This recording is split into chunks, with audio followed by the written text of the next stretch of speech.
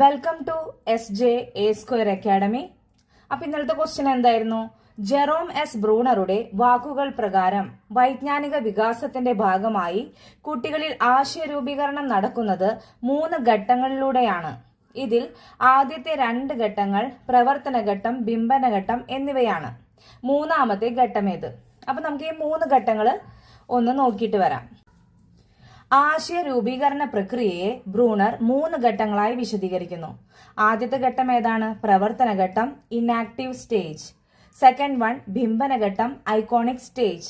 Third one പ്രതിരൂപാത്മക ഘട്ടം, symbolic stage. അപ്പൊ ഈ 3 ഘട്ടങ്ങൾ പഠിക്കുമ്പോൾ മലയാളവും അതിന്റെ ഒപ്പം തന്നെ ഇംഗ്ലീഷും പഠിക്കണം. അതായത് പ്രവർത്തന ഘട്ടം, ഇനാക്റ്റീവ് സ്റ്റേജ്, ബിംബന ഘട്ടം, ഐക്കോണിക് സ്റ്റേജ്, പ്രതിരൂപാത്മക ഘട്ടം, സിംബോളിക് സ്റ്റേജ്. ഇങ്ങനെ വേണം പഠിക്കാനായിട്ട്. അതുപോലെ തന്നെ ആശയ രൂപീകരണം എന്നൊരു വേർഡ് കേൾക്കുമ്പോൾ നമുക്ക് ആദ്യം ഓർമ്മ വരേണ്ട ഒരാളാണ് ബ്രൂണർ. അതുപോലെ ആശയദാന മാതൃക, കോൺസെപ്റ്റ് അറ്റൈൻമെന്റ് മോഡൽ ആരുടെയാണ്? ബ്രൂണറുടെയാണ്. അപ്പൊ ഇത്രയും കാര്യങ്ങൾ ഓർത്തു വെക്കണം കേട്ടോ. ഇനി നമുക്ക് ആൻസറിലേക്ക് പോവാം. ആദ്യത്തെ 2 ഘട്ടങ്ങൾ പ്രവർത്തന ഘട്ടം, ബിംബന ഘട്ടം എന്നിവയാണ്. മൂന്നാമത്തെ ഘട്ടം ഏത്? ഓപ്ഷൻ ഏതാണ്? ഓപ്ഷൻ എ ആണ് പ്രതിരൂപാത്മക ഘട്ടം, സിംബോളിക് സ്റ്റേജ്.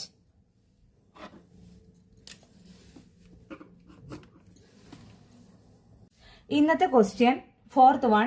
ചുവടെ കൊടുത്തിരിക്കുന്നവയിൽ സർഗാത്മകതയുടെ അടിസ്ഥാന ഘടകം അല്ലാത്തത് ഏത്? ഓപ്ഷൻ എ വാചാലത, ഫ്ലുവൻസി. ഓപ്ഷൻ ബി വിവ്രജന ചിന്ത, ഡൈവേർജന്റ് തിങ്കിങ്.